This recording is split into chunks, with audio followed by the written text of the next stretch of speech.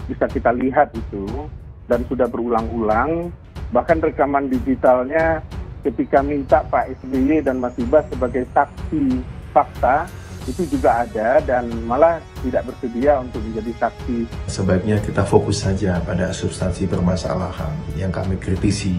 Bahwa kasus Hambalang itu belum tuntas sesungguhnya. Dan menyebut nama Mas Ibas yang kemudian belum diproses hukum. Proses hukum kan begitu, kita hormati semua. Siapapun dari partai manapun kan selalu hukum. Saya sampaikan, saya tanggung jawab. Dan pokoknya saya minta dipaksa. Alhamdulillah bisa. Ya, apa yang kemudian disebut oleh Ketua Umum kami, mampukah kita? Inilah masalah yang paling krusial. Semua udah masuk jurang, orang masuk jurang, ada akar, ada kayu, ada ranting, semua dia pegang. Biar ikut sama-sama masuk, itu aja kok.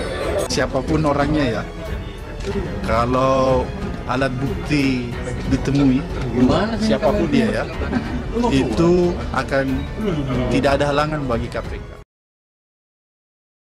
Jokowi ke Hambalang, cari pangeran lengan panjang. Sebenarnya kita sudah bisa melihat Jokowi belusukan ya, biasa. Namun kenapa belusukannya Jokowi ke Hambalang melihat proyek mangkrak menjadi sangat spesial? Karena selama beberapa minggu ini SBY sibuk ngoceh soal pemerintahan Jokowi. Kampanye, katanya Demokrat harus menang di Pilpres dan juga menyiapkan keluarganya sebagai capres. Jadi kedatangan Jokowi ke Hambalang itu praktis membungkam ocehan SBY. Meski Jokowi kini seorang presiden, namun beliau tetaplah orang Solo.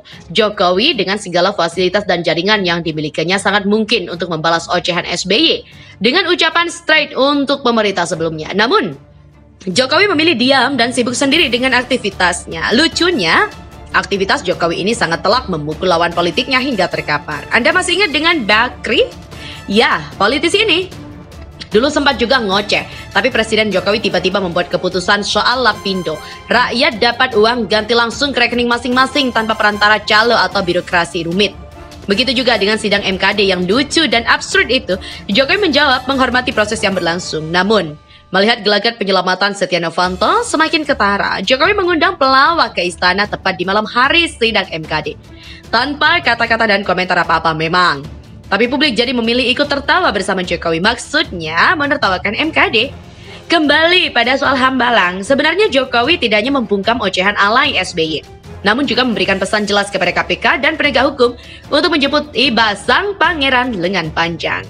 Karena walau bagaimanapun, Ibas adalah sekjen Partai Demokrat, seangkatan dengan Anas, Nazarudin, dan Enji. Pertanyaannya, jika Anas sebagai ketua umum, Nazarudin bendahara dan Enji wakil sekjen semuanya ditangkap hanya dengan celotehan Nazarudin, mengapa sekjennya pangeran lengan panjang tidak masuk penjara juga?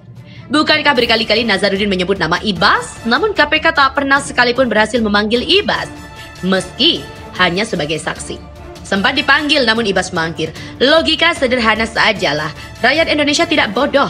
Kedatangan Jokowi ke Hambalang membuka luka lama. Betapa triliunan rupiah hanya dijadikan ajang main-main oleh setan-setan Cikeas.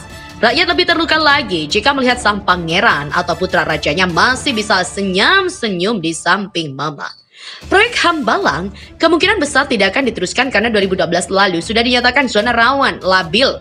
Itulah kesimpulan tim dari Pusat Vulkanologi dan juga Mitigasi Bencana Geologi, PVMBG, yang kemudian menjadi referensi penting bagi MA untuk menjebloskan Andi Malarangeng ke penjara. Kalaupun Jokowi menyatakan akan mengambil langkah Hambalang ke depan, saya pikir itu hanya bahasa isyarat bahwa kasus korupsi Hambalang sama mangkraknya dengan bangunan yang ada saat ini. Ada kasus yang belum selesai, kebetulan koruptornya juga jadi bagian dari Tour de Java. Ini persis ya ibarat pepatah, sekali mendayung, 2-3 pulau terlampaui. Sekali ke Hambalang, ada 2-3 orang terhenyak prihatin. Jokowi memang tak akan langsung menyatakan usut tuntas korupsi Hambalang. Sama seperti tidak akan menyatakan pecat Setia Novanto. Beliau selalu bisa memberi simbol-simbol agar rakyat mengerti soal apakah penegak hukumnya akan diam saja, kong kali kong dan sebagainya. Itu sudah wilayah mereka.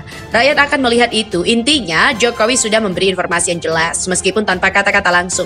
Nah, soal Hambalang ini menarik. Jika Jokowi kembali meminta Menteri PU untuk cek kelayakan tanah dan bangunan, apakah bisa dilanjutkan atau tidak? Itu hanya sebuah penegasan bahwa Hambalang tak layak dibangun dan memang tak bisa dilanjutkan. Kalaupun Mantan Menpora Roy Suryo mengatakan Hambalang dilarang dilanjutkan oleh KPK dan DPR itu karena KPK merujuk pada temuan serta kesimpulan PVMBG. Bukan ujuk-ujuk dilarang tanpa alasan.